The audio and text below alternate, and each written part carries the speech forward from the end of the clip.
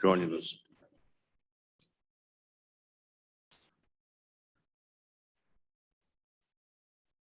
Is Ann here?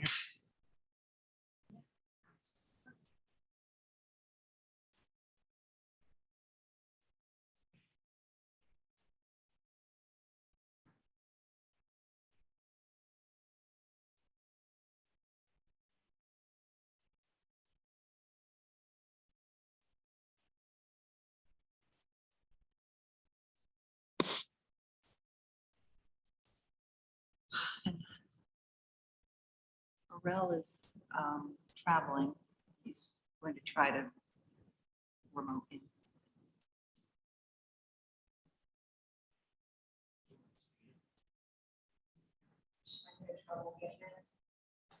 Wait another minute or so for.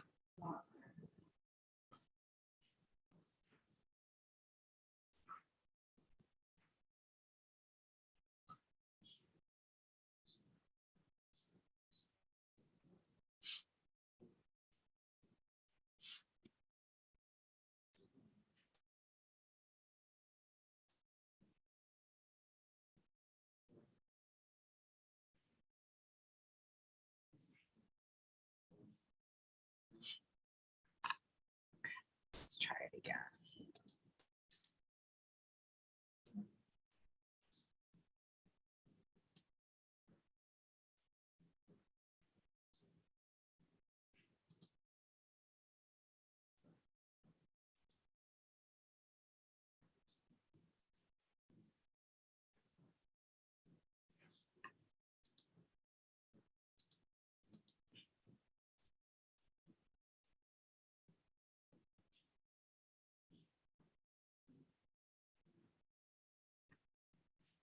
Everybody but Ann.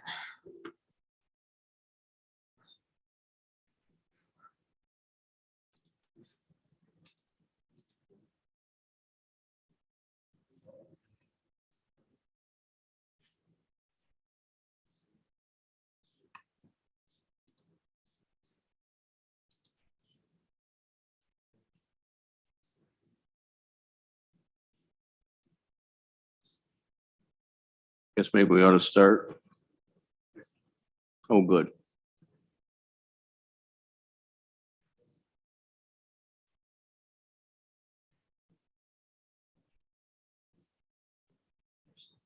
All right.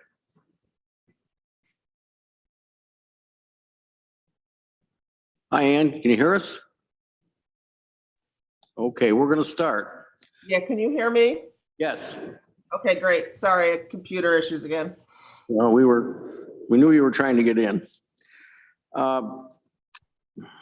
Just point out that Amanda Champion is excused. We've got Randy Brown and Lee Shurtleff and myself here in chambers and Ann Koreman on Zoom. Changes to the agenda. During her report, Lisa is going to talk about an issue with the green facilities. Did we send that to Ann too? Ann, you should get that PAR form just for review in your in-mail. And if we agree with moving forward with that and take a motion, we may be able to avoid having to schedule another joint meeting with budget. So I'm putting that with the administrator's report. Any other changes that anyone wants to make? Do we have any public comment this morning? I have not received any. There's no one here in chambers, so we'll move on. Chair's report. I guess I'll mention a couple of things under transportation when we get down there, but I don't have any thing else other than that. So I guess we go to Lisa at this point for your report. Mike. So I'll jump right to the issue at hand. It's on our green facilities capital project. And to just bring everyone up to speed, in the 2022 capital budget, the phase 1 of the green facilities project was approved to take place over this year and next year. the total cost at that time was 7.3 million. That's what we approved in last year's budget. At last month's F&I committee meeting, we had a presentation with Johnson Controls about that project. And the cost to complete phase one of the project as they went over is over $14 million. So it's the cost is just about doubled. So in our proposed capital plan for 2023, we've included that additional $7.5 million to complete phase one of the project in 2023 as planned, with the rationale being that if we don't complete it, we lose our efforts going forward with green facilities, but we also lose the possibility of receiving up to about $2.3 million in New York State grant funding toward the project. And I don't know that the cost of this project is going to get any cheaper moving forward. So we are planning to complete this project in 2023, and I mentioned it at the last F&I committee meeting. But right now, we're at an interesting juncture because in order to proceed with the project at the current quoted cost of over, I think it's 14.4 million, we would need to enter into a contract with Johnson Controls by late September, early October to lock in the current pricing. They won't be able to guarantee the pricing after that date, and the costs may very well increase. They may not, but they may. If we wait until we pass the 2023 budget in November, it may put us in a situation where the cost of this project increases yet again beyond what we're putting in the capital budget. So what I'm looking to the committee for input is to consider authorizing the 7.5 million toward this project prior to budget approval in order to try to contain the costs given the current trends we're seeing in materials. This is unorthodox, but it is what we're proposing as a way to lock in the pricing. The project approval request form, the PAR form that you've already seen, we've shared this morning for you to review and take a look at in your consideration. And Terry Carroll is on the meeting this morning if you have any further questions about this issue. Lee. Two questions. The 2.3 million in state funding, is that in addition to what you've already planned, or is that 2.3 related to what you'd already been figuring on? We have not budgeted for it yet because I believe it's a competitive grant, but it would offset some of this. Is that correct, Terry? Yeah, so about 2 million of it is a competitive grant that we'll hear back from in December. And the other, 300,000 is a utility grant that it's somewhat competitive, but we'll know sooner than that. So the increased costs are $5 million around there. And how are you looking to deal with that? Is that bonding over a period of time? So a few $100,000 a year on the capital program toward Yes. bonding. What do you think that does tax rate wise, percent a year or something? Or does it draw it out a little bit longer? What we've chosen to do in the capital program is to draw this project out longer. There's a phase 2 and a phase 3, which were originally planned in a shorter, more condensed time frame, and we're going to defer those just because of the cost. So it sounds like it's manageable within the budgetary framework you're working in. Okay, thanks, Lisa. Randy?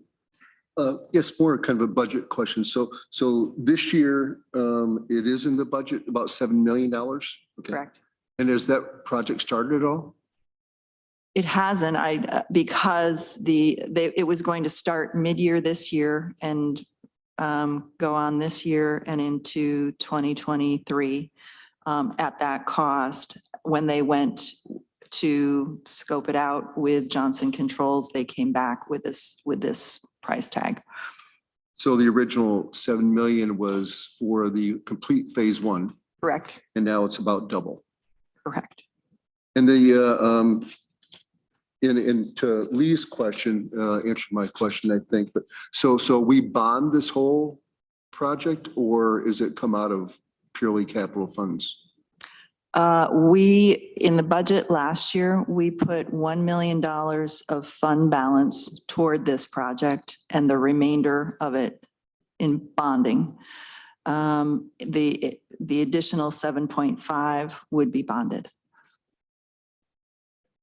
And we have, as Rich mentioned earlier, we have a very good bond rating, but I imagine those rates have gone up. We have projected higher rates in the capital budget this year than we had last year. So what would be the average cost per year that the bonding would cost us? Any idea on that? Like $200,000, is that what you said? No. I don't have those figures in front of me. I'm not sure whether Norma may be able to pull them up in a couple of minutes. I don't need it right now. I can. Okay, sure.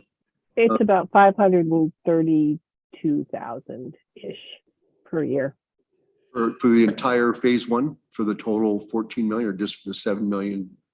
For that would be our annual cost to cover the project.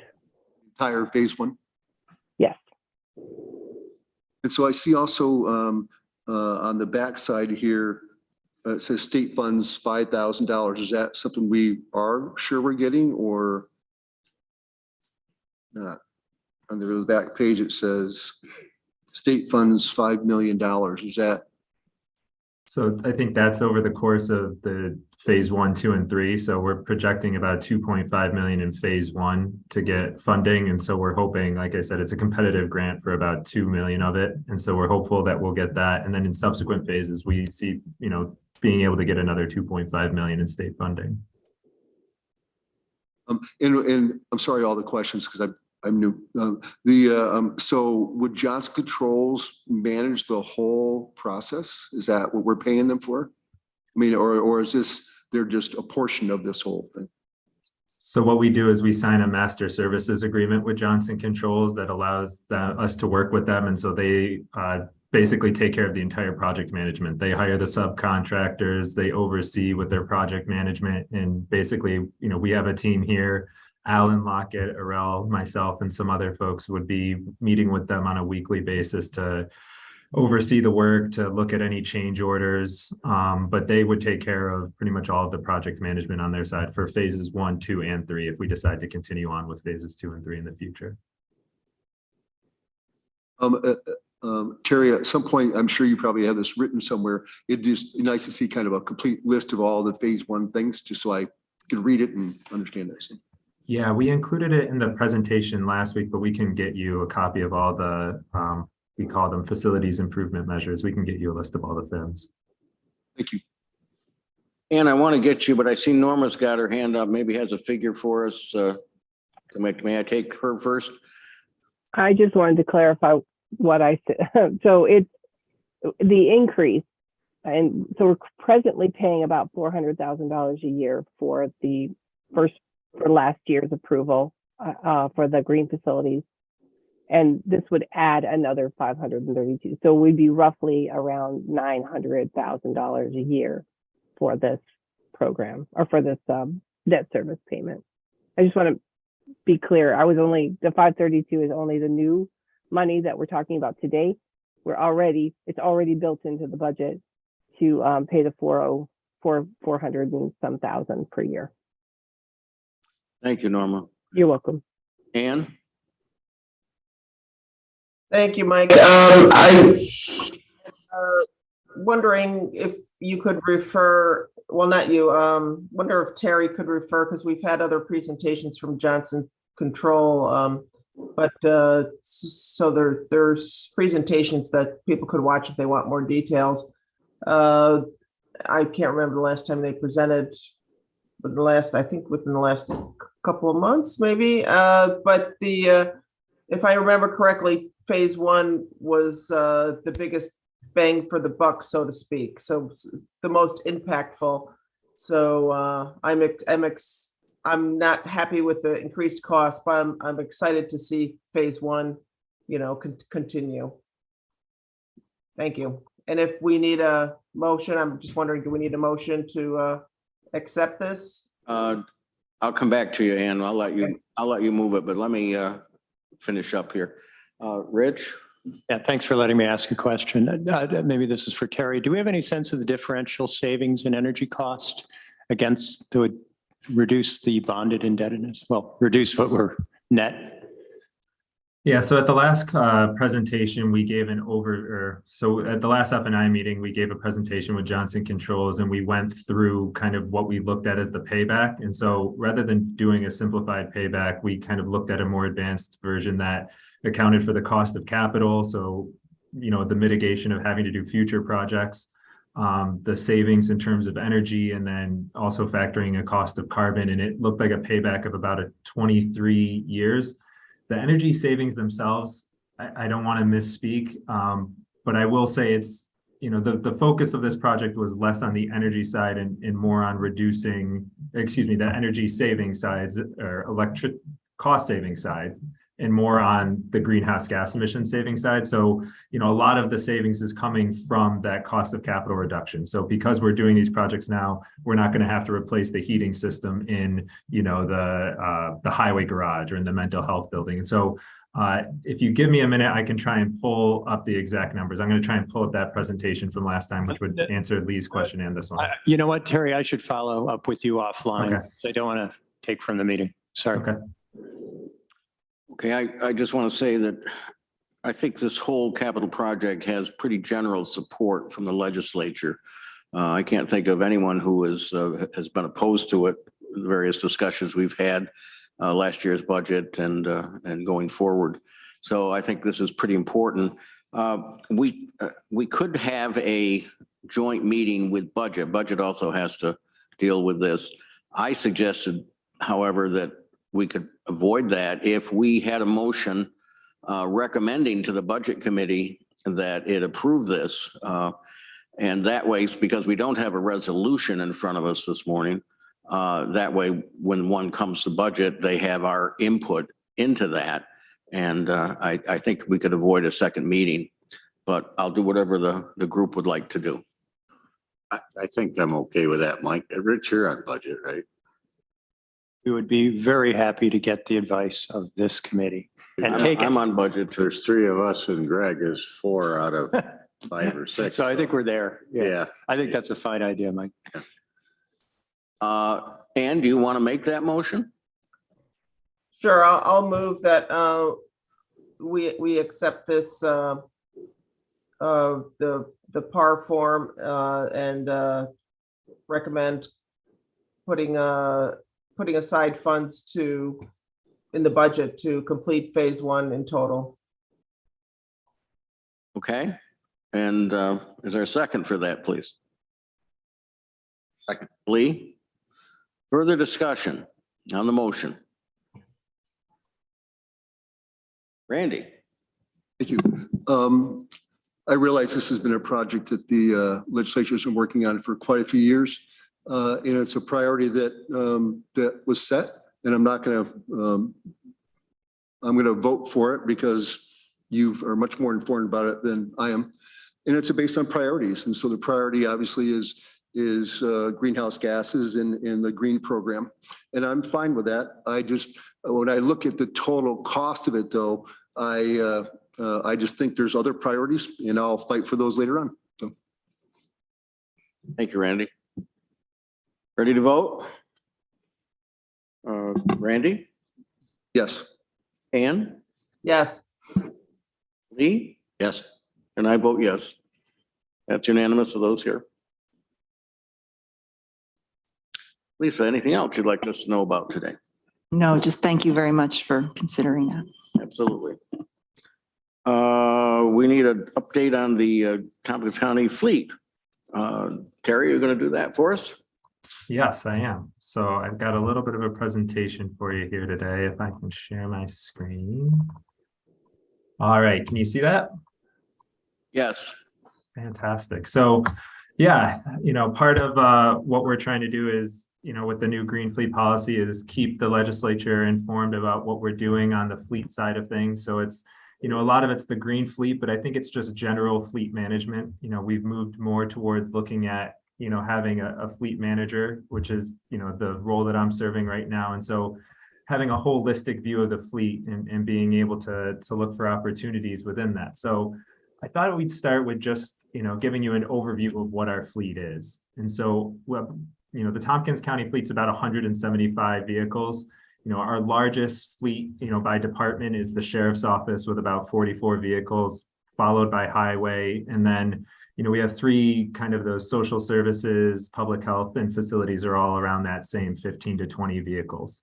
The fleet itself, as you can imagine, is a mixture of vehicle types. We have sedans, we have SUVs, we have the heavy duty plow trucks, we have specialized equipment at the airport, specialized equipment at facilities and the highway. So it's a pretty broad mixture of different vehicle types, which, affects some of the stuff that we're trying to do with electrification that I'll cover lately. But I will say that for now, electrification is definitely something that's progressing, and we're seeing an increased share of electric vehicles or electrified vehicles in the fleet. So in 2022, this year, we've made a lot of progress. Some of that is, in due part to an action that the legislature took earlier this year, which is that green fleet policy update. And so that was passed, I think, in February or March of this year. And it basically set out our priorities in terms of, electrifying our fleet, establishing the fleet manager role, and then really trying to look at how we can look for opportunities in consolidating how we were doing purchasing. And so previously we were doing all of our vehicle purchasing through various different departments. And every department was doing this a little bit differently. Some of them were doing it via their over target requests. Some of them were doing it with their rollover funding, which obviously no longer exists. And then some of them were doing it within their budget themselves. And so with the rollover feature going away, we had to look at how we were going to do this. And what we decided to do was to make some changes to that Green Fleet Capital Fund. And so what that's going to do now is it's basically going to be used to fund all vehicle purchases moving forward. And all of those purchases are going to be centralized, with myself working with departments and working with purchasing and try and reduce the burden on all of the departments so that not every department has to have a person that knows how to do the procurement, has to be looking for vehicles, has to know what vehicle types they need. We think it'll make things a lot more seamless. We've already heard from departments that they really appreciate having that support and having that assistance. And so I think it's going to be a really positive change overall. So far, we're really happy we did that. On the actual vehicle side itself, we've done some pretty cool stuff this year. One of them is in that picture. You can see Ann and Amanda joining Lieutenant Koskinen. We're trying out some hybrid Explorers. And so these are vehicles, they're not electric vehicles, they're hybrid vehicles. So they have a battery within them. And what that's allowing us to do is that when these vehicles are idling, they're switching over to battery power, and we're starting to see gas savings. And so we're actually running a pilot right now to see how much exactly we're going to be saving in gas from moving to these vehicles. But so far, I've heard pretty good things from the sheriff's department in terms of the vehicle performance themselves. And so I'm hopeful that the gas savings will bear out on that as well. The other thing that we've done is gotten the first e-transit. And so that's a facilities vehicle. That was the one that I showed at the beginning of the presentation. And I'll show again in a later picture. And it's the one that actually has all of our branding on it, which is another thing that, we've seen some progress on this year, is working with Dominic Recchio and the departments, really trying to use that as a way to, push the county's mission on not only electrification and greening the fleet, but also working with departments so that when the vehicle pulls up, people know where the vehicle is coming from. They associate it with Tompkins County in making sure that people have that awareness of our mission. So in terms of electrification, this is a graph on the right that shows where we were last year, where we're going to be by the end of this year, and where we hope to be next year in 2023. And so when I say electrified vehicles, I'm really referring to basically two different types of vehicles. One is the battery electric vehicle, the vehicle that's fully electric, so it doesn't have any engine within it, at least a fuel-powered engine. All it has is electric motors. The second type is what we call plug-in hybrid electric vehicles, or PHEVs. And so those are vehicles that have the battery, but they also have the internal combustion engine. And so they'll run on electric for a certain amount of miles, and then they'll switch over to that gas engine. And so, you know, those are the two vehicles that we have the two vehicle electrified types that we're trying to move towards for the vehicle fleet. And they encompass a wide range of vehicles right now. Pretty much every vehicle type except for those heavy duty trucks and specialized equipment. And so the vehicles that we have themselves is pretty, it's a pretty wide variety at this point, which is nice. We're getting to test out a lot of different vehicles, see what works, and pass on that knowledge to other municipalities, but also, you know, to ourselves, and knowing what vehicles we want to have moving forward. So, you know, on the left, we have for our IT department, we have a Nissan Leaf. On that right is the aforementioned Ford E-Transit with the branding. So that's used by our HVAC crew. You might see it, you know, popping around town outside of our courthouse facility, outside of the old jail. You know, it's got some pretty, you know, fantastic branding on it. I'm, you know, particularly happy with getting this vehicle because it's one of the first in the state. We're one of the first places in the state to have one of these. Everywhere people see it, they ask questions about it. They're super interested. We're hopeful that other, you know, private companies, HVAC companies, take notice of it and maybe decide to take a look at maybe getting it for their own usage as well. So we also have taken couple of new vehicles that we're excited about. So on the left is a Mustang Mach-E, and so that's for the Sheriff's Department. It's going to be our first fully electric vehicle for the Sheriff's Department. It's going to be operating out of the airport. So this was a vehicle that passed the Michigan Road Police Test, I think is what it's called, which is basically a test that police vehicles have to go through to prove their worthiness. And so this was one of the first electric vehicles to pass that. So we're testing it out to see if this is something that we'll invest more into the future. So really excited about trying that out in the next couple of months. On the right is a RAV4 Prime by Toyota. This one in particular is for our public health department. This is one of the more popular vehicles that we've been purchasing, even though it's pretty difficult to get a hold of right now. And this is one of those plug-in hybrid electric vehicles. So it has about 43 miles of all electric range before it switches to gas. And so within the county, you're pretty much running on an electric motor. You know, for trips where you're having to go to Albany, to Buffalo, Syracuse, wherever you might be going outside of the county, it'll switch over to that gas engine seamlessly, and you're able to get there without any issues, and then make your way back, charge it up, and then you're good to go on electric again. And so that's been really popular for our departments that have people that are having to go outside of the county more frequently, or take trips to you know, areas that maybe they don't feel comfortable doing in an electric vehicle quite yet. A couple more vehicles. So on the right is that bright yellow Kofa Mustang Mach-E that we're really excited about. That's been on the road for a little while. You know, I had a chance to drive it. Fantastic vehicle. I've heard that Kofa is very excited about it. We plan on wrapping that fairly soon. So hopefully we'll have a picture for you in the future of that all wrapped up, and, you know, bringing Kofa's mission to the residents around Tompkins County.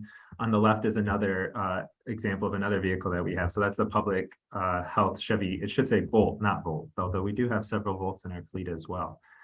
So you can see we have a bunch of different electric vehicles, and along with those electric vehicles, we need that charging infrastructure. And so this year we put in new charging stations at Kofa, at the County Office for the Aging, a couple new stations at Public Works and Facilities. It's not there yet, but fairly soon we should have a charging station at the Airport Administrative Office. We have the equipment. We're just, the electrician's pretty busy right now, so we're just waiting on some time to get that installed up there. And we're also working on upgrading the stations at DSS. So they had an older version of a charging station, but as we move towards more electric vehicles, we're having to upgrade those stations right now. So in that picture on the right is an example of Kofa station. So it has two different charging ports there. So to go along with our electrification efforts, the other thing that we're trying to do is really gather more data on our fleet so that we can track utilization and make sure that we're right sizing the fleet. And so we're doing this by installing telematic devices. Basically, it's a device that includes a GPS. It includes basically a sensor in the vehicle that can tell if it has engine faults, if it needs maintenance, if it tracks the amount of either electricity or fuel that it's using. And so we have these installed in 33 vehicles. We're trying to put them in every new vehicle as they come in. And really, they're there to help us understand our operational needs better. And so we can understand, okay, this is a vehicle that's being underutilized by this department. This other department says they have a vehicle need. Is there an opportunity to share vehicles across departments?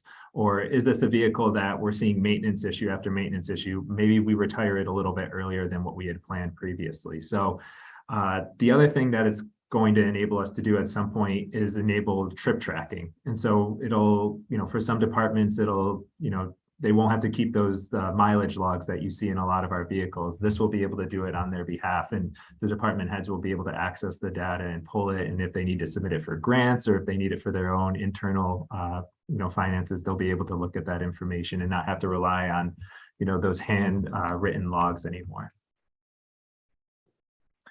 So while we've seen some progress, we've also had a lot of challenges in 2022, and some of them might be things that you all are aware of already. The big one that we've dealt with is the vehicle supply chains. Almost every vehicle that we've ordered or put in a bid for this year has seen a 30+ week lead time. We ordered vehicles in August of last year, didn't get them until last month, so that was about 10 months almost of a turnaround. This year we've put in, bids for vehicles and had bids accepted in January, and we've been told we might see them in December. And so it's been really difficult to get vehicles quickly. And what that's really been impacting is also our ability to choose what vehicles we're going to have. And so the way we work as a government is we have to put out bids for vehicles, and generally it's answered to by a dealership. And they say, okay, we are willing to sell you this vehicle, usually at a slight discount. This year, what we've seen is that a lot of bids are going unanswered, not just our bids, but across the state. And unfortunately, a lot of the discounts that we used to see as a government entity no longer exist. And this isn't just with electric vehicles, I want to stress. This is almost every vehicle that we're looking at. And hand in hand with that is the vehicle prices going up. And so we've had examples of vehicles that we bought 6 months ago go up in price almost $3,000, $4,000, so 10 to 15, sometimes 20%, in just a couple of months. And so the inflation has hit us pretty hard. But conversely, that also means that our used car prices are pretty high as well. And so when we're going to auction, we're seeing increased prices versus what we would have seen, in previous years. So it's a little bit of a double-edged sword. We have some advantages when we sell those vehicles, but the procurement is certainly difficult right now. Fuel price volatility, this is something that you've seen in the news. It's something that we're dealing with as well. As a county entity, we're somewhat more insulated than I would say the average consumer. So for electricity, we have power purchase agreements or contracts in place that have stabilized our rates through next year. And so we're not seeing the increases in electricity quite yet, as you might be as a consumer.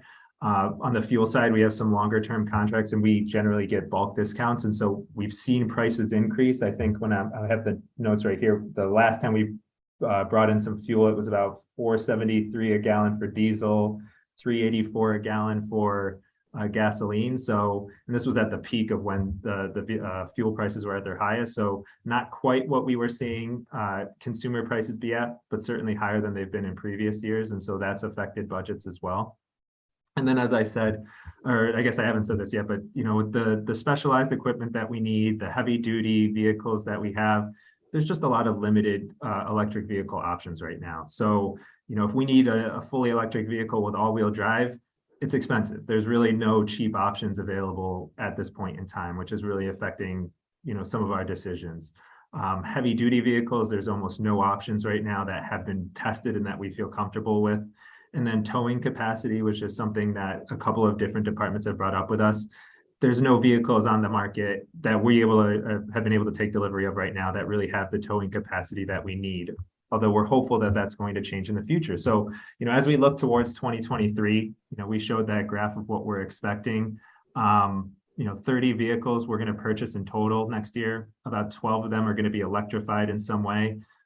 The vehicle that I'm most excited about getting next year, I think that some of our departments are most excited about next year, is a Ford F-150 Lightning. So that's a fully electric pickup truck that Ford's putting out. We're hopeful that we'll get delivery of 2 of them in early 2024. One would go to facilities, one would go to the highway department. That has the potential to do some towing, so we're excited about that vehicle. Along with everything else, we're trying to modernize our fleet, so replacing a lot of our older vehicles and starting our replacement cycles. So making sure that we're not having vehicles from 2009, 2012, some of these vehicles that end up being 8, 10, 12 years plus. And talking with highway department, those are the vehicles that are just constantly in there for maintenance, that are constantly needing to be looked at. And when we go to auction, those are the vehicles that have no value at the end of the day. So we're trying to get on this cycle where we're getting rid of the older vehicles, and we're trying to be a lot more direct in what we're doing with our vehicle purchasing, making sure that we're getting rid of vehicles before they lose their value and cycling them out, and making sure that, we're not keeping any vehicles that have a lot of maintenance issues.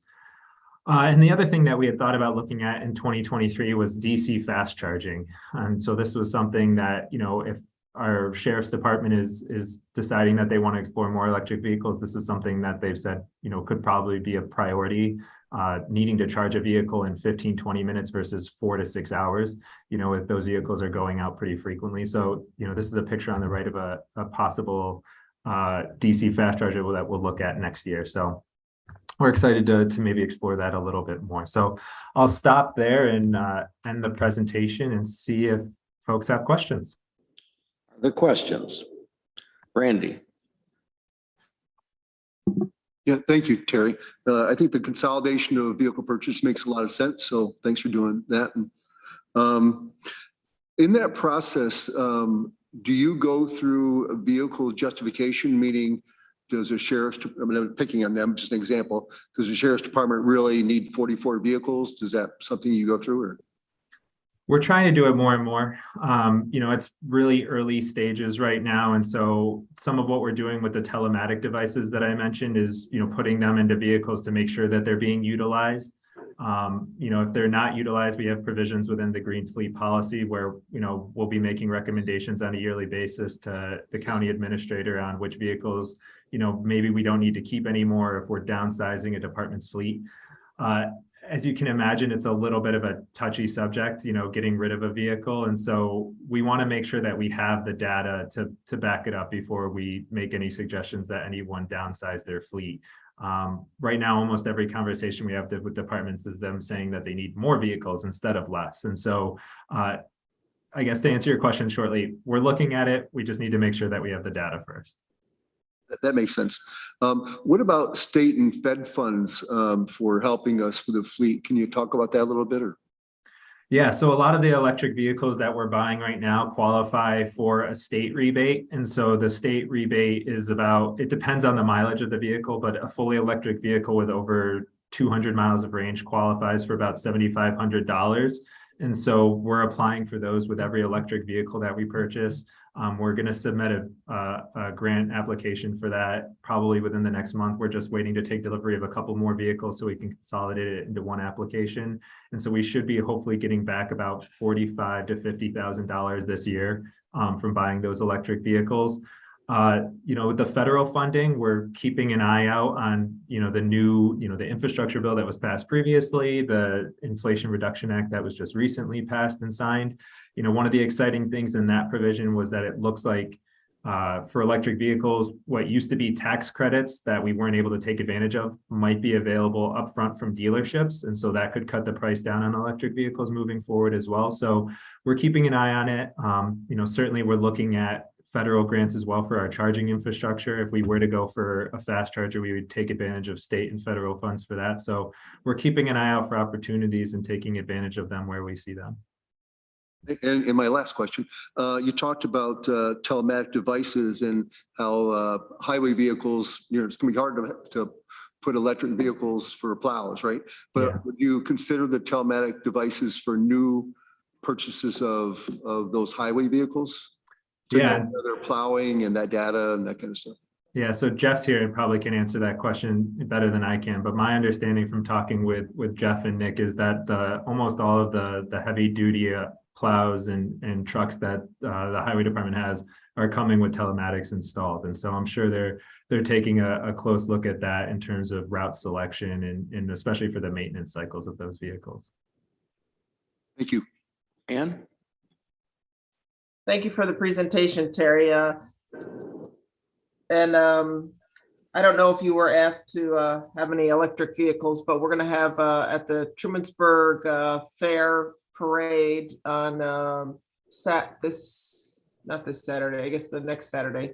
We're going to have some a TCAT truck and a whole slew of electric cars from around. So glad to see that.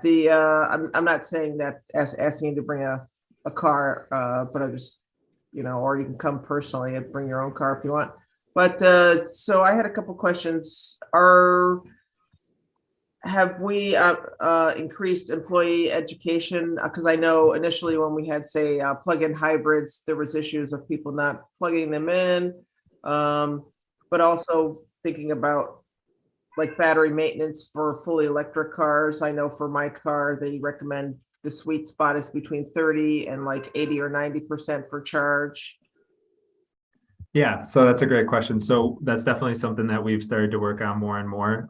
So a good example of this is when the County Office for the Aging got their first electric vehicle, we put together a vehicle guide for them that went through a lot of the basics of owning and operating an electric vehicle, that covered some of the charging that you were talking about and, basics on how to start the vehicle, what regenerative braking, just the things that might be a little bit different from, using a regular vehicle, an internal combustion engine vehicle. So we did that. And then the other thing that we did is we did a training with them. And so I went over, Lisa and Bridget actually saw us in the middle of the training. And so we went with the staff and we showed them what the vehicle looked like, talked about the different settings, talked about, what it's like to charging protocol, and then basically, let them go out and test the vehicle and offered to work with anyone that had any, comfort issues with that. And so, it's something that we'll look to do with other departments as they get their first electric vehicles. DSS, we're hoping to get one of their first electric vehicles shortly. So we'll offer to do the same with them. But a lot of our departments already have an electric vehicle. And so we're seeing some of that comfort as well. And so we'll see what we can do. And if they want it, we're happy to help with them. Okay, great. And last question, I had a question from somebody in the community regarding the Mach-E for COFA, understanding that, for the sheriff's department, a Mach-E, makes sense for performance. And so just wondering what the rationale was. I mean, I think it's pretty cool. I was really excited as I'm trying to get my parents-in-law to work with COFA more. So I was pretty excited to tell them about the Mach-E because they like electric vehicles. But can you tell me what the rationale, because as from what I'm hearing, that's a little more expensive than, say, a Kona. Yeah, no, that's a great question, Ann. So the COFA vehicle was a special situation where COFA had some grant funding that was being given to them by the state that they wanted to use for vehicles, and they had to use it within a certain time frame. So they had to use it, I think, by June of this year. And so when we talked to them about their vehicle needs, they basically said that they needed two vehicles. One of them was going to be a plug-in hybrid electric vehicle, and the other one was going to be a fully electric vehicle. But along with being a fully electric vehicle, it had to be an SUV and it had to have all-wheel drive. And so when we went out to bid and we basically, said, hey, we're looking for any vehicle that is all-wheel drive, that is fully electric. And the only responses that we got was for the Mustang Mach-E. So it was a little bit higher in price, but we did have the state funds that had to be used in time to offset it. And so it ended up costing us relatively little in county funds. A lot of it came from the state. And again, it's just it's a situation where right now the market's not quite where it needs to be at in terms of, a variety of vehicles and the availability of vehicles. And so it's not something that we're buying for every department, but in a special circumstance like that, where a lot of it's going to be covered and they needed the all-wheel drive, they needed the SUV for what they're doing with the vehicle. That's what we decided to do. Great. Thank you for your answers.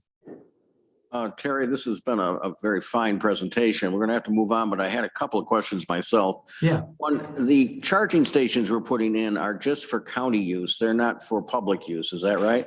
That's correct. We don't have any publicly accessible charging stations right now. It's all for vehicle fleet usage.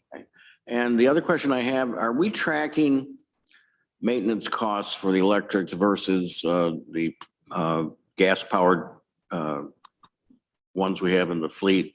And for example, how long the batteries last and that thing, how do they compare? Yeah, so we are looking at that a little bit. So we were working with the shop at Highway to take a look at this. You know, our understanding from talking with the mechanics there is that the electric vehicles require almost no maintenance. They're not using oil changes. They have very few moving parts. So according to them, they're telling the departments when they do their maintenance budgets to plan on replacing windshield wipers and replacing tires. And that's pretty much what we're expecting for the life of these vehicles. You know, in terms of battery issues, any significant battery issues will be covered under warranty. And we don't plan on really holding on to a lot of these vehicles outside of the warranty limit for the batteries, which tend to be about 8 to 10 years. And so we're less concerned on the battery side and more concerned about, those tire costs, the windshield wiper costs. And outside of that, my understanding from Highway is that there's very little maintenance associated with them. Well, that's good news. I'll catch you, Lisa, just a second. I just wanted to mention that Dan Klein told us that TCAT was getting a grant to buy 10 buses that would be all electric. And I think that's one more step forward. Lisa? Yeah, we're excited about that. Just also briefly wanted to draw your attention in my weekly update email to the legislature last week. I had mentioned we received initial notification about congressionally directed spending that we're going to be getting. I think it's $128,000 from Senator Schumer's office to help with installing an electric vehicle standalone power charging station that will be finalized in September, October with the federal budget passing. But is also, we believe will be coming our way to help with our electrification of the fleet. More good news. Lee? Just one quick question. Terry, is there an operational cost for the charging stations and especially the fast charging ones? Yeah, and so obviously with the charging stations, we're converting, our vehicles from using gasoline and having gasoline budgets for the individual departments, and then suddenly they're using electricity. And for facilities, a lot of, they bear the electricity cost for the buildings, and so that's something that, I've talked a little bit about with Arel and Alan that they're aware of, and so in future years, you'll probably see the facilities budget for utilities increase a little bit, whereas you see the maintenance or the cost for gasoline and maintenance from individual departments go down. The thing with the fast charging stations is that the primary cost comes from the electricity demand that the utility charges you, not so much from the electricity usage itself. And so that's one of the things that's held us back from getting a DC fast charger to this point, is that it's just a little bit prohibitively expensive in that sense. But NYSEG has put out some new programs to help defer that. And we've seen some equipment like the one that I showed that comes with a battery that helps defer those costs as well. So, it's making that more of a possibility now. But it's something that we do have to be aware of, and we have to work with facilities on their budget side to make sure that when they're budgeting for the electricity consumption of a building, they're also increasing the amount based on, how many electric vehicles are going to be operating out of that particular location. Thank you. And Ann, you can send them over to the Groton Parade a couple hours later. We'd welcome them. Okay. Thank you again, Terry. And I think we need to move on now to Jeff Smith in our highway department. Hi, everybody. Morning. Good job, Terry. You're a tough act to follow there. On the agenda today, we have 3 resolutions. The first one being the completion at the Cemetery Road Bridge in the town of Ulysses in the village of Trumansburg has been completed.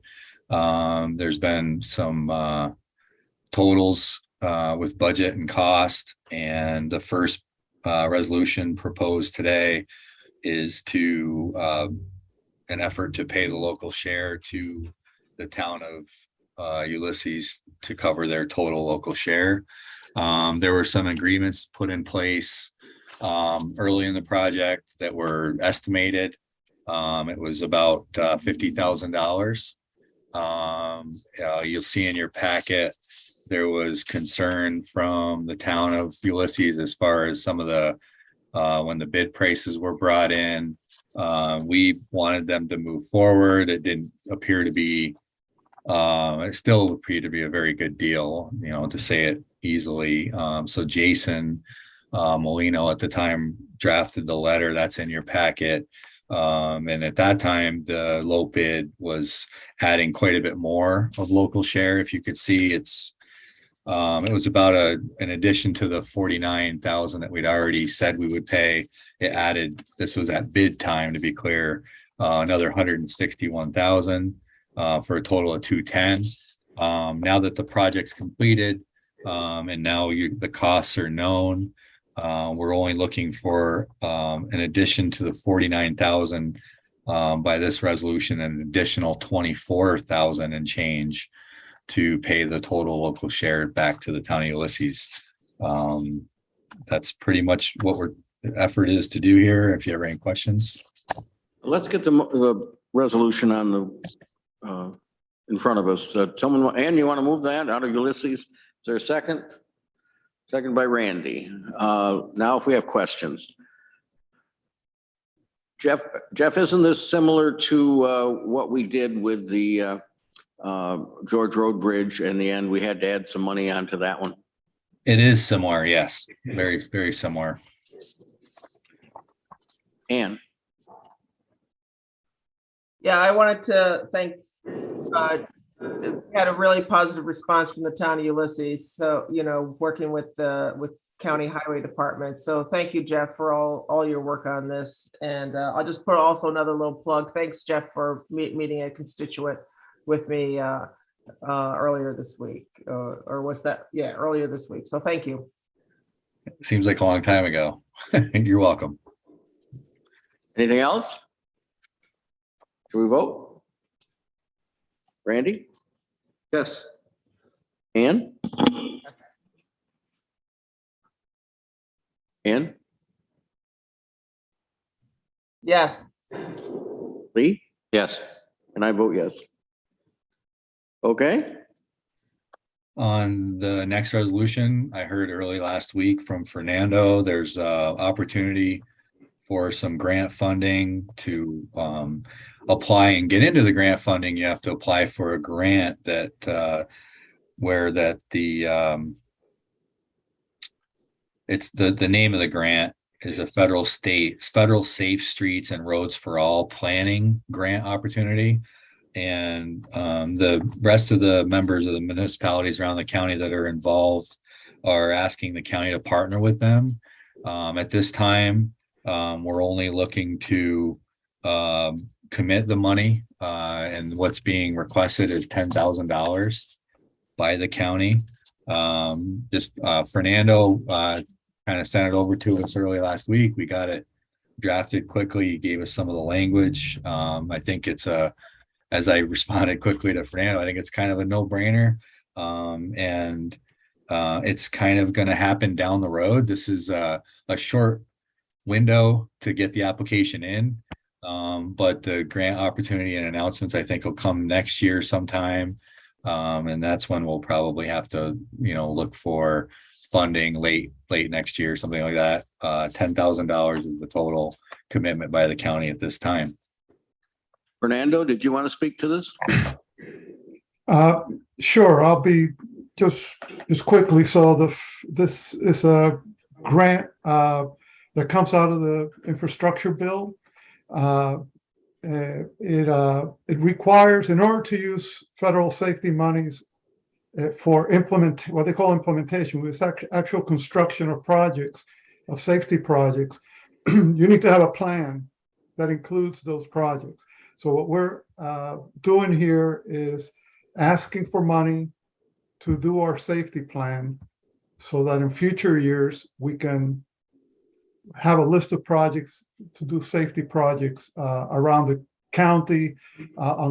We want to include what we have a number of municipalities participating. Well, we came to the conclusions that many of the roads in the municipalities, particularly the rural towns, are county roads, and that, you know, the county stands to benefit by being a participant so that we can have the analysis and the projects on those county roads so that in the future we can utilize federal safety monies for you know, whatever projects come out of the study. So hope that didn't complicate things, but basically we need to have a plan before we can do infrastructure projects. So we're trying to get money here to do a plan. I'd like to get the resolution on the table. But let me ask before I ask for someone to move it. In our packet, it says the list of municipalities may not be complete. Are there others to add at this point? Reason that's like that is because not all the municipalities have passed the resolution committing to participate. It's a process that's ongoing. They're doing it as we speak. Caroline and Village of Lansing already passed their resolutions. Danby, I think, was meeting last night, and I need to get that report. So things are happening real time. We're feeling optimistic that they will all pass their resolutions and be willing to. Do we need to put any language in this saying there may be other municipalities, or do we have to come back and amend this at some point? So two things. At this time, it's unlikely there'll be new municipalities because it's too late in the process. And I'm not sure whether you need to amend it. We're asking for $10,000 from the county. That amount doesn't get impacted by how many other municipalities are participating. Right. It's sort of off the top. That's what I was. So I don't, you know, if you agree to participate at $10,000, I don't think that you'll need to be amending that. Are you moving it?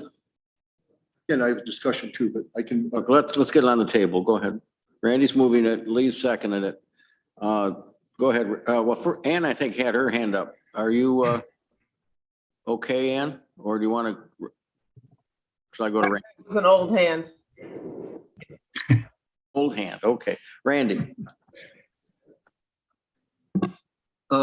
Actually, Fernando, I shared the document information that you provided about a month ago with Newfield and Enfield, and Newfield has the resolution and they were going to pass it. Have they spoken to you? They have not reached out at all. And I know I contacted all the municipalities in the county a couple of times over the last few weeks because we were trying to, you know, find out who's going to be interested. But I'm glad to hear that. But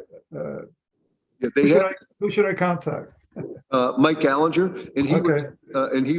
it was before their town board meeting, and their only question was how much it would cost them. Because they wanted to do it, and I gave them the email you sent with what the other municipalities were paying, and he was going to follow up with you. So if you'd reach out to him, appreciate it. I will. And I also provided it to the town of Enfield because they've had the issue with the Route 79 intersection there for many, many years. And I followed up with them. I never heard back from them. So I just wanted to share that with you. So. Okay, thank you. I'll contact Mike right away. I want to contact Stephanie as well. So, Okay. Stephanie Redmond. So Can we vote? Ann? Yes. Randy? yes. Lee? Yes. I'm a yes. Thank you, everyone. All right. Thanks for being here, Fernando, about that. Yeah. Go ahead, Jeff. Yeah, okay, I have one more resolution. This is kind of been a subject of some earlier discussions as far as gas prices and that sort of thing. The resolution is looking to transfer $75,000 from our DM fund into our automotive fuel so that we can make it what we deem necessary to make it to the end of the year, purchasing the fuel. We've seen, you know, I took some numbers, average cost from this time last year to this time this year, and just to throw some, you know, I have specifics if you'd like, but in gasoline we have about a 36% increase, and in diesel we have a 48% increase is what we're seeing purchasing those two products this time compared to this time last year. We weren't aware when we were doing the budget to add. We are aware there is additional funding in the budget for next year. So this should be just what we need to get through the rest of this year. Thank you. Someone want to move it? Randy? Seconded by Lee. Discussion. It was more of a Lisa question, I guess. This is one of the departments that does run its own fund balance for versus the others that would come out of the general fund balance. Correct, yes. Okay, I'm fine with it. Got to run the snowplows. Let's vote. Randy? Yes. Ann? Yes. Lee? Yes. I'm a yes. Yeah. And also I just remembered a question earlier. All of our highway vehicles are equipped with telematics. We use a little bit different server than Department of Sustainability and Planning. But we do track, we have all the same technology. We use our system is provided through Verizon state contract. But we do have that, just to let you know. There was an earlier question. The last thing is capital payment summary. If you have any questions, dropped it on the floor. If you have any questions, I'd be happy to answer. How's the Etna Road bridge, Etna Lane Bridge coming? Yeah, it's coming along really well. There's scheduled beams coming on site end of the month and setting. That as it gets closer, I can let everybody know. I'll send a notice email out, and if anybody is able to get there for that event, I know Rob and I have discussed that. He's interested in getting there. Lease also had some interest, but when the date gets closer, I will reach out and let everybody know. I'd like to come if I can, and I'm sure Greg would like to come if he could. Okay. Thank you for that. Other questions for Jeff? Jeff, I was going to talk about a couple of things on transportation, but they're related to your department. I'm going to talk about them right now. I was at Dryden Town Board meeting last Thursday, and Deputy Supervisor Dan Lamb talked about the Freeze Road Bridge and said because apparently going the direction of moving the bridge to the old bridge to Groton was not proceeding. They're going back to DOT to a previous suggestion, which was to refurbish the bridge abutments and set them on the new bridge. So that's the latest information from the town about that. Just to be clear, Mike, it sounds like they're going to refurbish the trusses and then set them on a bridge. Is that what you mean? Did I say something wrong? Yes. Yeah, you said abutments, but no, it's not abutments. Yeah. Yeah, it's the similar to what was done with the bridges in Forest Home for the town of Ithaca. Yeah. Now he did mention, he said, of course, the town would have to maintain these, but we're going to try to get the county to do that. So I just give you a heads up on that. It's not that we won't, or we just haven't, and our agreement with the town separates that because it's not a necessary component of the structure. It gets into highway law, and when the county owns a bridge on a town road, if you think of it, the county is responsible for getting the road from one side to the other. So it's the footers, the stem walls, the abutments, the main structural deck of the span. And then anything above that, anything that's not necessary to get the road from one side to the other is well, some of it's safety related with guide rail and things, but technically it's the town's responsibility. The road as it goes across that span is a town road still. So in that case, it's not necessary for the structural piece of the bridge. Therefore, it would fall on the town to maintain. And our agreement with the town and for the town of Ithaca with the Forest Home Bridges spells that right out. And we would work to have the same language as, the agreement with the town. So the town of Ithaca does maintain those trusses in Forest Home, because Yeah. that's not what the town was under. Town of Dryden was not of that impression. And that's been discussed. It's, we've explained that, but it's been a year or so. We'll see. I mean, that's how we've done it in the past. And I have forwarded that information to them previously. Thank you. The other thing I was going to bring up was about the trail crossing on the German Cross Road. And I know you've had back and forth with the town regarding those issues about safety. And I think, has it been set up yet, or is it going to be set up? You're going to have a stakeholder meeting?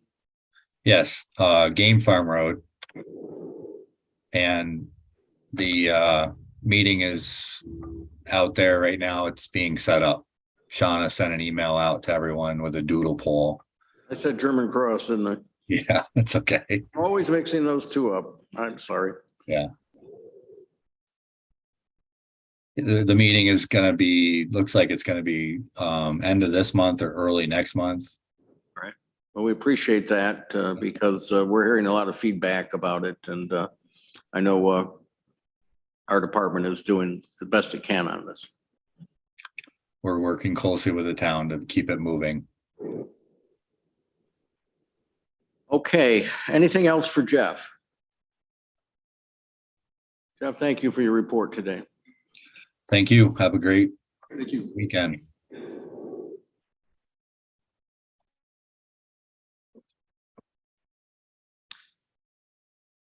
Roxanne Noble is up. Good morning, everyone.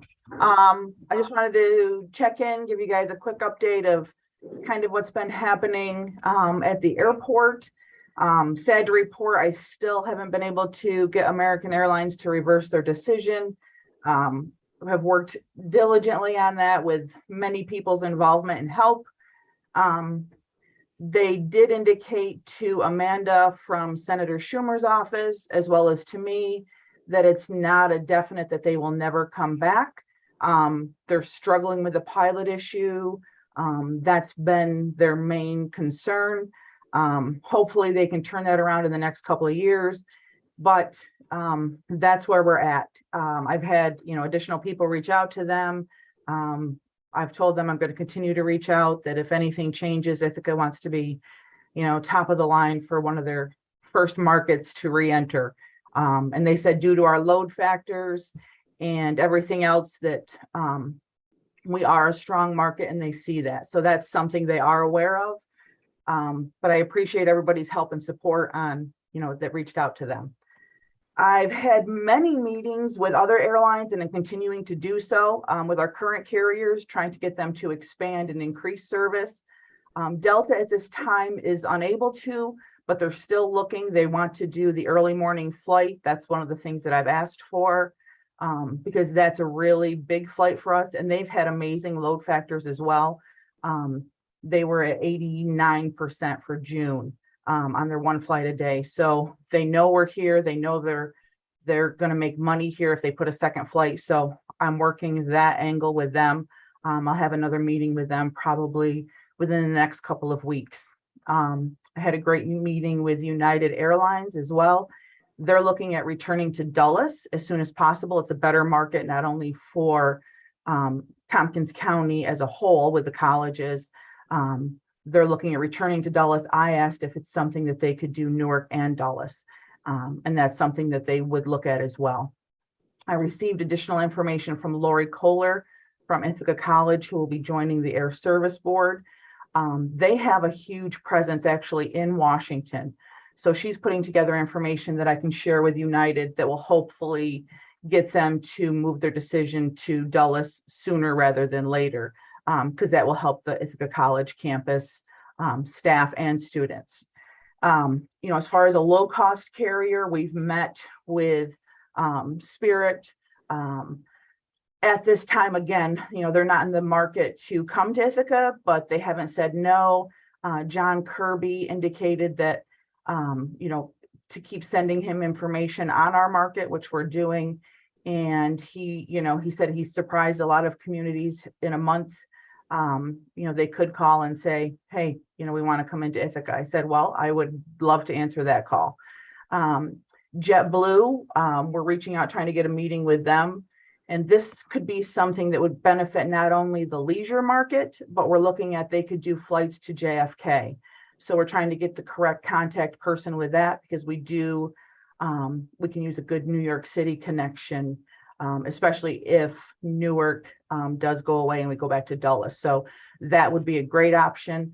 We're also using the fact that, with American pulling out at, over 90% load factor the last few months, there's a lot of passengers that they could capture in this market without really having to do much of anything. Just give us the flights and we'll put the people on it. So that's kind of where we're at with our current carriers, looking ahead at new carriers and new service. Also trying to, drum up some non-airline revenue to help with our budget. We had a meeting with Turo, which is a car sharing program that recently came to New York State. It's where individuals can rent their car. It's based on an app.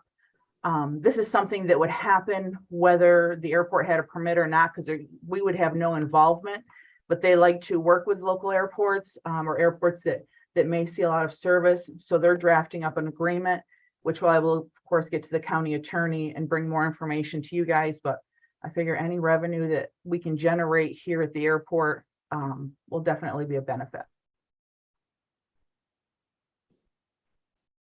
Hey, questions? Absolutely, I'll take them.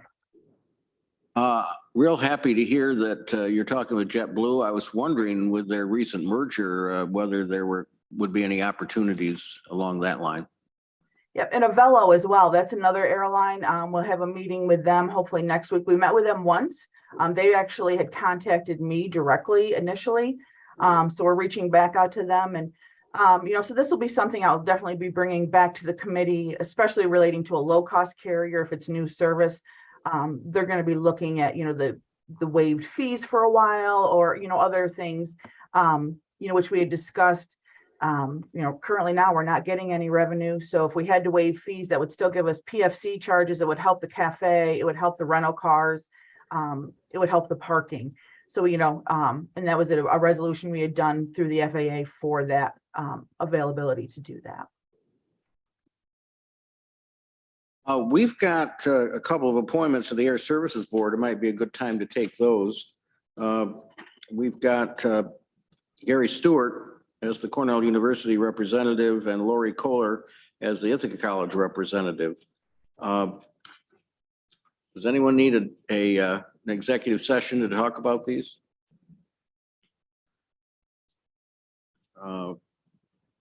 I think we can go ahead and just move it. Randy's moving it. Ann, can you second? Any discussion on those appointments? All, I want to say all in favor, I can't. Randy? Yes. Ann? Yes. I'm a yes. And I think Lee will be back in a second. Greg, you're here with us. Do you want to report anything on the Air Services Board meeting? At least I think you're here with us. Greg Mezzi? Well, maybe not. Okay. Yeah, and so I'm working with our, financial people as well. The next couple of years are going to be difficult for the airport until we can build air service back up and, get through this and get hopefully back to somewhat pre-pandemic. So I'll be looking for support, from the county. Don't have full details on that yet, but I will keep everybody informed and just appreciate any questions, comments, or anything that you have. Please reach out to me. I have, I can mail out, send you an email on the full detailed report that I gave. I have, more information in there if anybody's interested in that on, who I spoke to, or, if you have any thoughts or ideas that you want me to share with any of the airlines, please send them my way. Thank you. Lisa? Thank you, Mike. I just wanted to quickly acknowledge the work that Roxanne has been doing since the time she's been appointed, really, and the overall market and climate for air services it's a national one, and these are largely forces beyond our control. And Roxanne and her team have been engaging all of our community partners through the Air Service Board, through legislative leadership, engaging with airlines and engaging with our federal representatives for assistance, and really just operating on all cylinders to try to stabilize the airport. So I appreciate that. And we are factoring these into projections going forward with the 2023 budget. So more to come on that, but want to appreciate Roxanne for keeping us informed every step of the way, because it's not an easy path we're all on with this. Thanks, Lisa. Randy? Yeah, hi, Roxanne. No questions. Want to let you know that you're on the list for the new legislatures to come visit. So I'll be sending you an email to come up in September, hopefully. Oh, fantastic. We look forward to it. And we do an amazing tour here. I might have to say we're one of the best I've heard from other departments. So just to let you know. Thank you. Include me too, They Randy. have food up there. Yeah, Yeah, include me too, Randy, and schedule a time where we can have lunch up there. perfect. Will do. Roxanne, maybe for next time, could we have a report on the operations of the customs facility? Absolutely. And we're working on that. I can give you kind of a brief right now if you'd like. We're working with our FBO, Teganic Aviation, on a marketing campaign to help with that. And Josh has also reached out, Josh Nally here, the deputy director, has reached out to the head of customs. There's some other opportunities that we can use here that would possibly get the federal government to pay for our customs person. So that's something we're looking into, which would be a huge help to the airport and to the community as well. So that's something we're looking into. Hopefully within the next couple of weeks, I'll have more information on that and can report back. Well, that's terrific. You're one step ahead of me. Thanks. Yep. All right. If there's nothing else for airport, let's go to facilities. I see Alan Lockett's here. Mike, did you want to get Lee's vote on the air? Oh, Lee, we voted on the appointments. Are you a yes for them? Yes, I am. Thank you, Katrina. Morning, Alan. Good morning, Mike. How are you? You were going to possibly talk to us about the human service building and the exterior update? Yeah, I don't have a presentation, but I can certainly talk. Well, I don't know how much, Rel's here. yes. I didn't see him. Well, excuse me, Rel, I didn't mean to overstep you here. Well, no, at first I wasn't sure. But I'm glad to have Alan here as well. No, that's fine. At first I wasn't sure if you actually saw me. But yeah, I'm on vacation, but I had let Lisa know that I was going to try to be available for this. So yes, I do have a presentation if you are still interested and have time. Is that real time behind you? No, I wish it were. That's where we were on vacation and we had to return sooner than we'd expected. But no, it's in the Outer Banks. But let me share my screen. Okay. Let me know when you see this slides. Now we have it. Okay, all right. So a little over or about a month ago, actually, we made some improvements around the exterior of the Human Services building. My focus was not only the aesthetics, but really primarily for increased safety and security around the perimeter of the building for visibility. And so I have several screenshots or pictures from our security cameras that show kind of before and after. So this is a night scene before shot on the Human Services Seneca Street parking lot. And as you can see, there are a lot of trees and shrubs that are blocking visibility. Along the right here is the face of the building. So you really have a hard time even seeing the sidewalk or really if anyone were hiding in the shrubs close to the building. And then over on the top center is shelter and shed across from the entrance, which belongs to the Human Services building. And you can see a lot of shrubs that are blocking lights that are on that shed. So very poor visibility at night. When we've had a lot of activity at night, it's difficult to see. This is an after shot after we trimmed shrubs, the trees. Now you have clear visibility of the sidewalk on the right, the face of the building as well on the right. The shrubs are been cut down. And then also in the top center, you can see the shed. You can actually see all of it. You see the bright light shining in front of the shelter and shed area by the flagpole. So much improved visibility. This is a before shot during the day now. You see the same trees along the right, and over on the top center, you see the shelter and shed that is also blocked by trees. And then this is an after shot. Remarkable difference, clear visibility of the entire sidewalk. The shrubs have been cut down. You can see really if anyone is hiding in the shrubs close to the building. And then also the shelter on the top center, clear visibility of the entire shed structure there. This is a before shot. Now looking at the face of the building, you can see that trees are overgrown, shrubs are overgrown, poor visibility. From inside the buildings, you're looking out the windows. And this is an after shot. Everything has been cut down, so you have clear visibility around the shrubs, but also inside anybody looking out. And this is another shot closer to the entrance of the shrubs that have been cut down.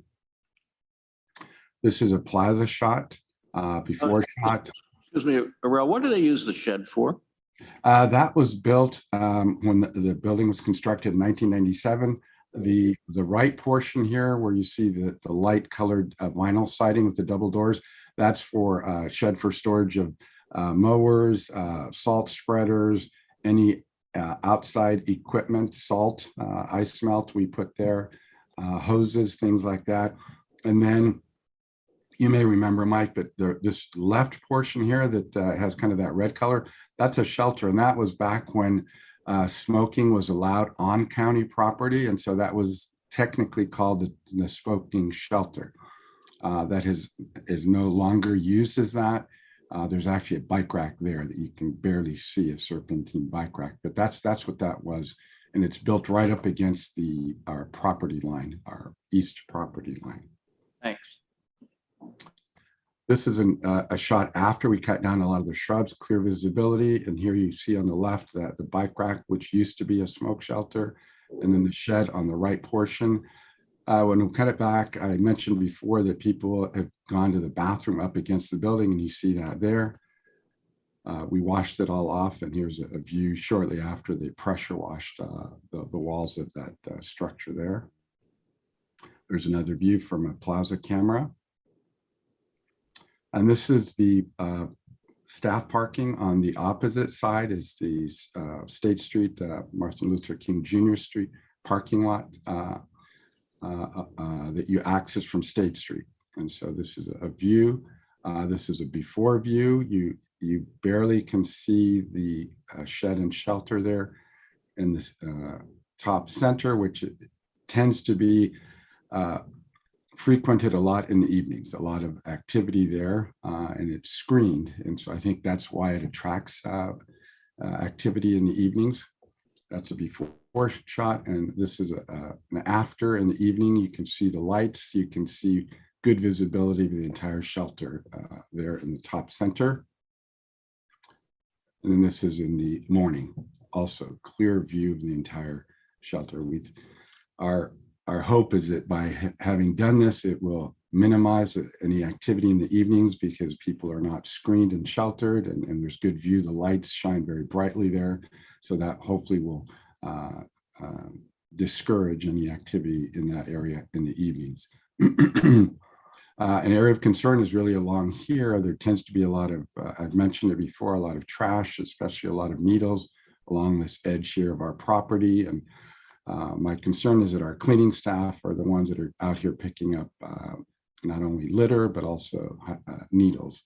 And so one thing that we are proposing, and we've discussed, I've mentioned it to this committee, but also to Lisa and to Kit Kepcart and to other department heads at the Human Services Bill is erecting a fence along here to hopefully minimize the littering and the needles that are being thrown onto our property. And basically the fence would go between this light pole here, just behind this vehicle, and their property. Our property actually is maybe a foot away from this porch, just away from it. We will not put it that tight to it. We'll be putting it tight to the pier of this light post. That way it'll allow access to our neighbors here if they need to maintain or their side of the property. But that's our intent, to put a 6-foot fence similar to what we have, if I go back on we've had since the building was built on the opposite side, on the Seneca Street side. It's hard to see. Well, you can barely see it, but there's a fence here. If you see this fence here has slats. That's what we propose putting it here, a chain link fence, so slats on it. But this fence goes from this house, which is not our property, stop, and then it basically goes along the edge of this parking lot. We want to do the same thing on the State Street parking lot. And so that's basically the presentation of the improvements that we've made, although they are really landscaping type of improvements. Really the purpose, as I've indicated before, was to improve safety and security of staff and also the public around the building, to improve visibility of a perimeter of our human services building. Thank you. Anybody has questions? Looks great. And we can't see you, so if you have a question, please sing it out. But go ahead, Randy. Shurtleff, thank you for doing that. I actually walked down there this morning and walked the area, and it looks a lot better. There was actually a city police person stationed out front on the outside of the street, and I had a nice conversation with him. And walking the area, there's a lot of empty buildings all along that area, I noticed that where the needle exchange property is, I forget what that's called there, they were actually out there, a half a dozen people cleaning it up this morning, and found that encouraging. But I just wanted to share that. So, thank you. Yes. Yeah, the properties on State MLK Street, just across from Human Services, there are 4 that are vacant. All along from the corner up to and past the Human Services building are vacant across the street.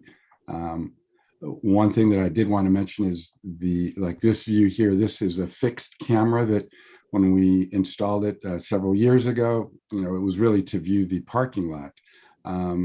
With increased activity along State Street there, we are looking at changing out this camera to give us a 270-degree view, basically to view not only the parking lot, but a better view of the sidewalk and the street side. So basically three-quarters of a pie view, which with a little higher resolution, as well as the same identical type of 270-degree view for this camera here. Same here, we don't see the entire parking lot. We do see the majority of it, probably 70% of this parking lot. But by changing it out with a 270-degree view camera, we'll be able to see not only the parking lot, but the sidewalk, the Seneca Street sidewalk, as well as Seneca Street and the north face of the building. And then we will use one of these cameras to put it on the State Street entrance of the day reporting. There's a camera there now, but it's an older camera, very, very low resolution. So we will use one of the ones that's removed from these parking lots and put it on the State Street entrance of the day reporting. I did notice that somebody had camped out where the bike racks are last night, and they were still there, probably because it is covered. Yeah. I agree, the more lighting, the better. So thanks. Right. I mean, we have discussed internally that we may want to enclose that and just put the bike rack out in the plaza in the open. We've not really decided whether to move forward with that, but that I think initially we just want to see how things are with the improvements that we've made.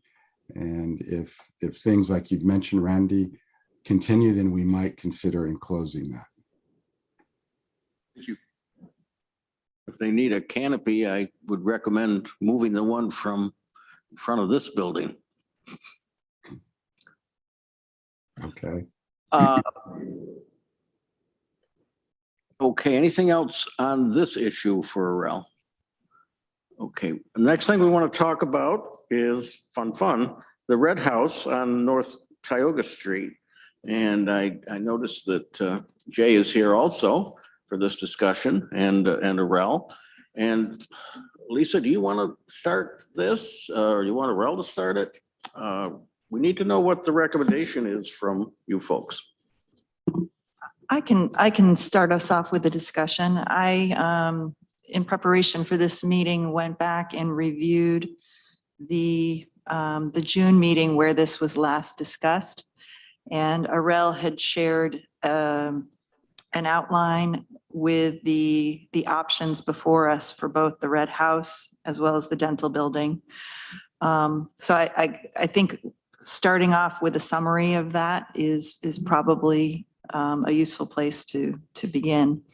So we have the option of not taking any action. We're doing nothing, essentially. The cost of doing that, we estimated to be about $20,000 annually, which includes here's Arel is sharing that the document that he produced for this discussion. That includes the annual cost of utilities, property insurance, sidewalk and stormwater assessment fees, a minimum amount of maintenance and groundskeeping and snow removal. It does not include the liability costs, which would be further depreciation and deterioration of the building, and the complaints that we have received from neighbors in the area, as well as trespassers on the property. So the doing nothing, there is a cost to it, and I don't see it as a great option. We had discussed at the last committee meeting the cost of asbestos abatement for the Red House. We did not consider deconstruction or demolition of the Red House, only the asbestos abatement. And that was estimated to be $49,000. That includes, and it also includes the needed air monitoring. That reflects prevailing wage rates if the county were to do that. As per the discussion at the last meeting, if we could choose not to abate the Red House, if we were to sell it, it was not abated when we purchased the property. And a private party would would pay significantly less than we as a government to conduct the asbestos abatement because we have to pay for prevailing wage, et cetera. So the estimate was about $20,000 less or more to not do the asbestos abatement. Renovating the property, the costs were projected to be about 1.17 million. And they would include not only the tenant space improvements, but required code improvements, ADA improvements for the fire sprinkler system, the alarm system, mechanical improvements, and ventilation, the units that need replacing there.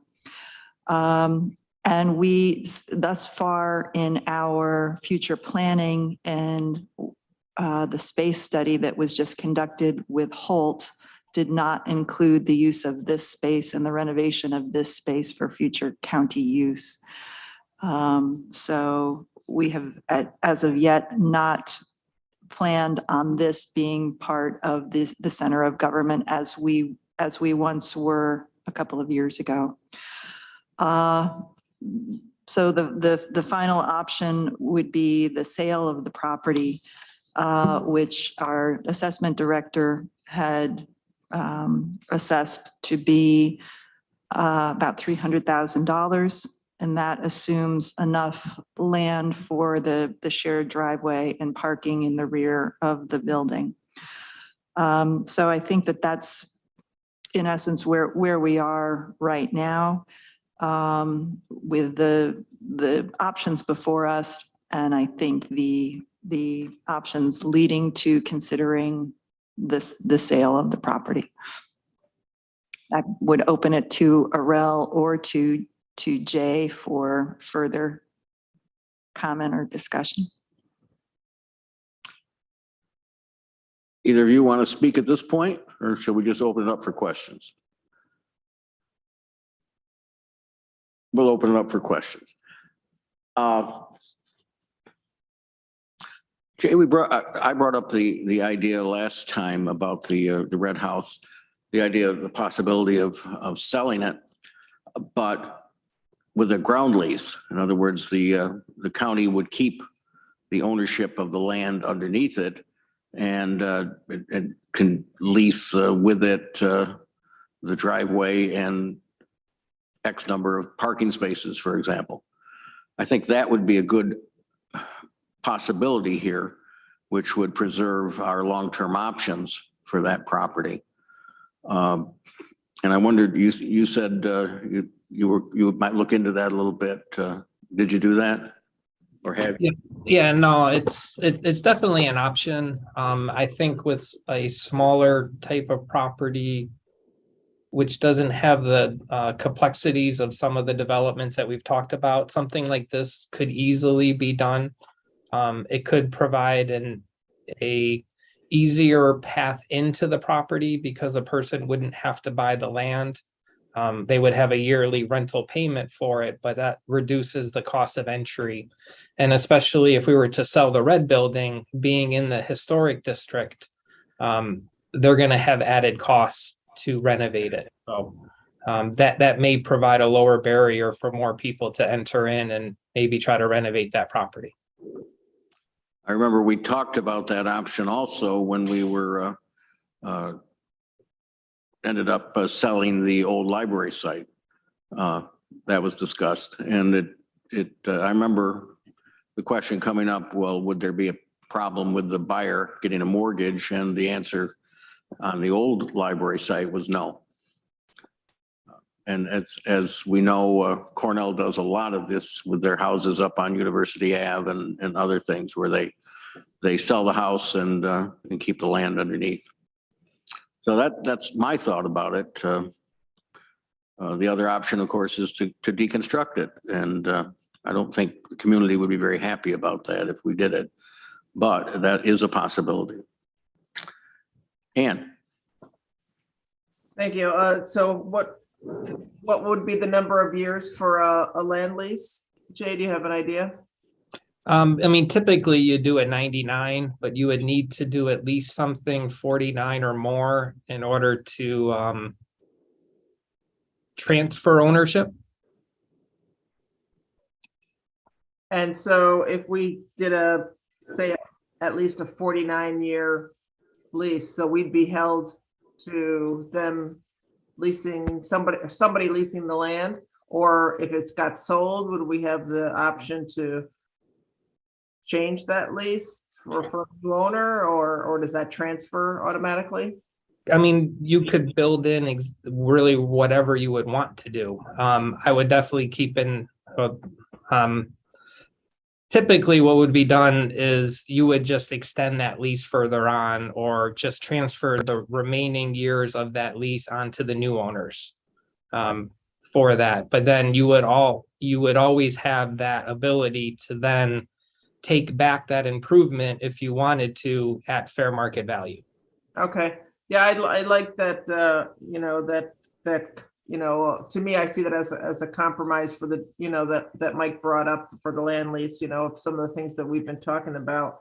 As far as the asbestos that Lisa mentioned, the asbestos abatement, I definitely know that, being a home inspector, I think just not, we look at the time and that it would take our facilities staff to negotiate, supervise the asbestos abatement. And then, if the homeowner or whoever buys it could do it for 20 or 30,000, that's something we can negotiate, that they get an estimate for it. And if we want to, at the end, we could negotiate that, we might pay for that, but that's something we can leave open for negotiations later. So I like the idea of like holding off on that, since it would cost the county, 30 to 40% more than it would cost somebody else buying the property. And I would like to, because there's issues, we've owned the building, for 3.5 years now, something like that, we're going to have to do, maintenance. I think it's something that it's depreciating with us not using it or fixing it up in a major way. So I would really like us to, to consider moving forward with selling the property with the land lease that Mike and Jay talked about. Thank you. Randy. Yeah, I agree with Mike on the lease idea, and I agree with Ann as well. If you sell it that way, that'd be easier for the new buyer to deal with that, and we could always negotiate that out. As far as selling it, I think that the quicker the better. It's deteriorating. We get emails on that often. And I think the way to sell it should be discussed. I believe in sealed bids, and you can write them any way you want. That way everybody has an equal opportunity for a sealed bid, because you're going to have different people that are interested in this property. And I don't think that the county wants to be in the process of negotiating it, because it's not a place we want to be. And I think you'll be surprised, and you can write a sealed bid in various ways. You could have that they can buy it outright with a certain amount of land, or the bid could be set up that you can sell it based on leasing the ground underneath it. And you could look at them differently and decipher that. But that's my thought. The sooner the better. Lee, any thoughts? Mixed thoughts, and I'll be interested to hear what Rich and maybe Greg have to say on it. I've got to leave soon here, but I don't know that selling it outright really is, it might generate $300,000 in the scope of what we've invested into it. Selling it is just not high on the list.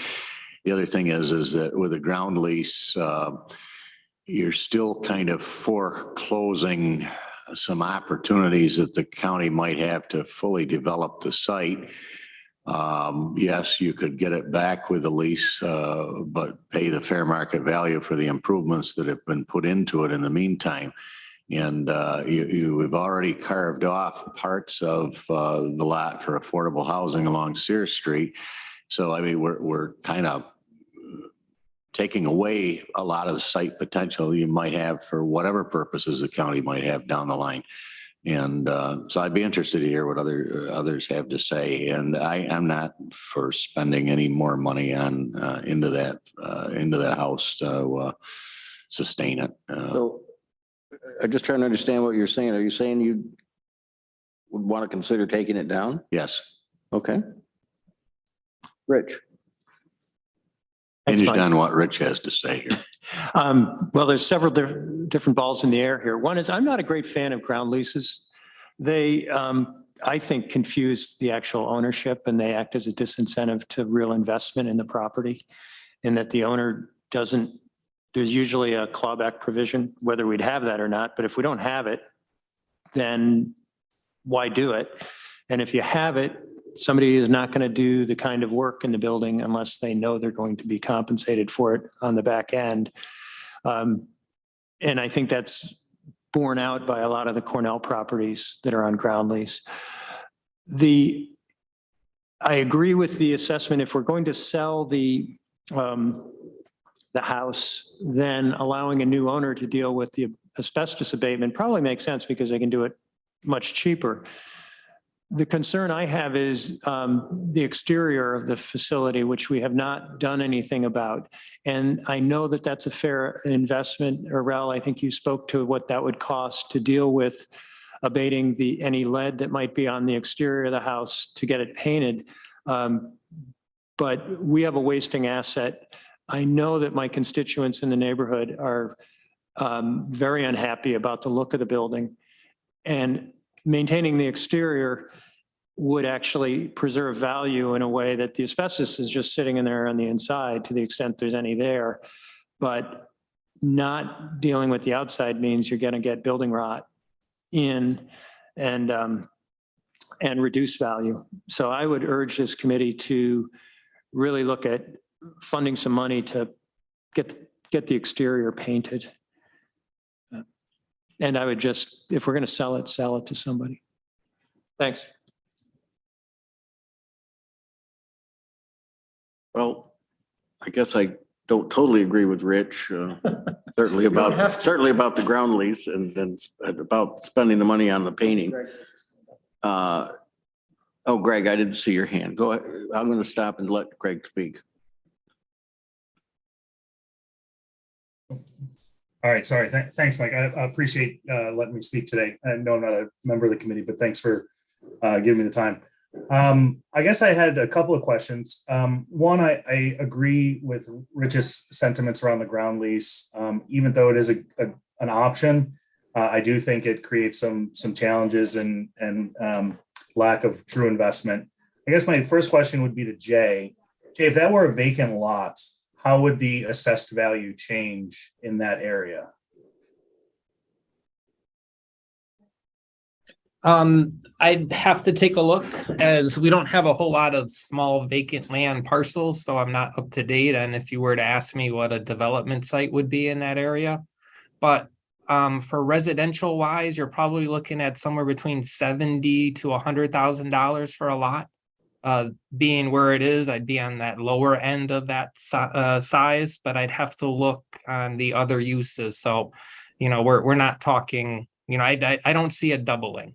So at most 150, but probably more around that $100,000 range, but I can do some research on that. But also combined potentially with the dental building lot, that total parcel could have some potential for new housing or other new development, and that would potentially increase the value of that parcel, correct? Yeah, well, in looking at that, you're with the current zoning and only being able to go up about, I think, 40 feet in that area.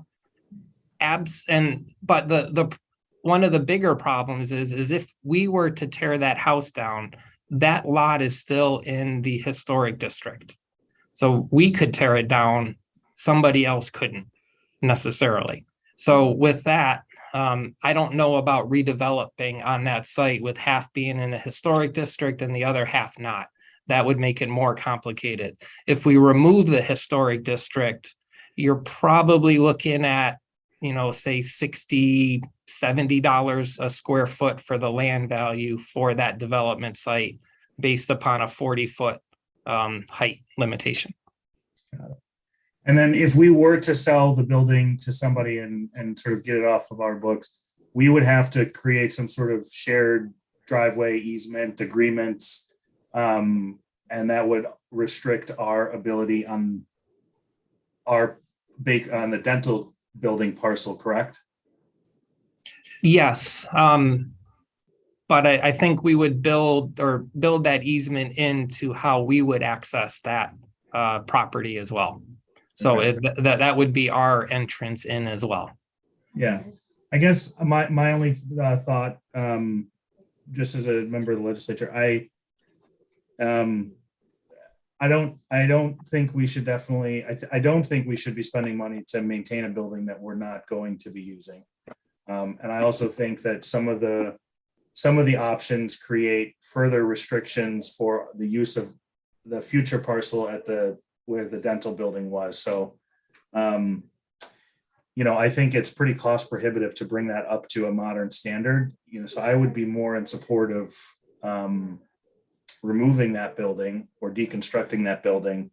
But those are just my two thoughts. I think it gives us the greatest amount of option and flexibility as a county to use that total parcel in the future, if we need that.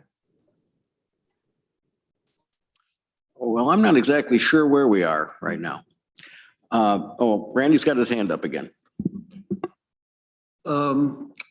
Yeah, I don't think we should put any money into the building. I think we should sell as quickly as we can. The market's high.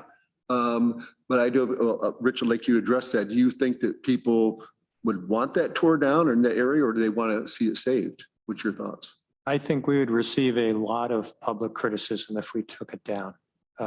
It is a historic house. It's in a historic district. We could do it. I don't know that we would want to do that. I agree with that. I want to get your thoughts on that. The reason I like sealed bids is because you can write them any way you want. And we can evaluate if some people feel that we should keep the ground lease underneath it. That's one way that people can bid on it.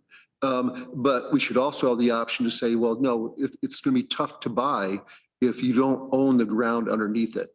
And I think you're going to get a higher offer if people have the land underneath it. You may still have the option of leasing parking spaces. But I think we need to do it quick, and a sealed bid is quick. And you can write all the criteria that you want. I've done sealed bids in this city up in College Town, and we were amazed. The bank was amazed at the number of offers we got and how high they went, because there's a very small market for property right now, and I think it's worth more than $300,000. That's just my thought. Ann? Thank you. I would support, selling it with or without the ground lease, whatever we could get agreement on. I think I do know it's a depreciating asset. It's becoming a blight in the community. I don't think the community would want this torn down. I know it's a historic district. I just wanted to fact check. Maybe Lisa knows this. I didn't think it was a historic house. Am I incorrect on that? Do you know, Lisa or Arel or Jane? I don't believe it's individually noted. Right, so it's not designated, but it is, it is a historic house. It's very prominent in the neighborhood. So I'd like to figure out some consensus on moving forward in that. And last question, are we allowed to do then sealed bids for things like this? The county? I would defer, of course, to our county attorney and our administrator, but I would think that in the past, when we've had properties to sell, we've left it up to administration to figure out the best way to sell it, including listing it with realtors and other things. And Mike, if I could add a clarification, I don't believe this is a designated house, but I think it is in the courthouse historic district, which implicates certain rules about what you can do with the property. I can look further into the process for sealed bids or the options that we have, if that's something that you'd like us to consider. Okay, we've got one person on the committee is leaning towards seeing it deconstructed or demolished. We've got, I think, 3 of us that think it probably should be sold. A couple of us would like to see the ground lease option. Do you think we should take it to the full legislature, or should we just go ahead and ask for a resolution for next meeting? You need to leave, Mike. I'm sorry. Okay, thank you, Lee, for hanging in as long as you could. Just one last concern. I'm hearing everything saying, but we just keep shrinking whatever value there was to the county to buying the sites in the first place. It's potential for us in the long term is really starting to get limited here if we're left with the dental building site and a little bit of parking, but Totally agree with you, Lee, but unfortunately we have to majority rules in these kinds of things. Understood, but it's some of us are, sometimes we're in the minority, so. All right, thank you. I'll let you continue. So what do you think? Should we ask for a resolution for next time, or do you want to take it to the full legislature? Ann, what do you think? I like the idea about, doing a resolution for next meeting, but also, in between there, bringing it up, maybe at the F&I report or county administrator or some other report, or a quick presentation and, I don't know, because, and then consulting with our attorney, for the the sale. But I think you could do both, because that'll be a month away and we'll have possibly 2 legislative meetings where we can start the discussion. And that's what we did with the dental building. Remember, we let the full legislature know we were going to talk about it and invited them. We got several members that came into our discussion for that on the dental building. I appreciated how open and you made that, and how much input we got. I really felt good about that. All right, let's go down that same route then. Okay. All right, anything else on this issue? Minutes?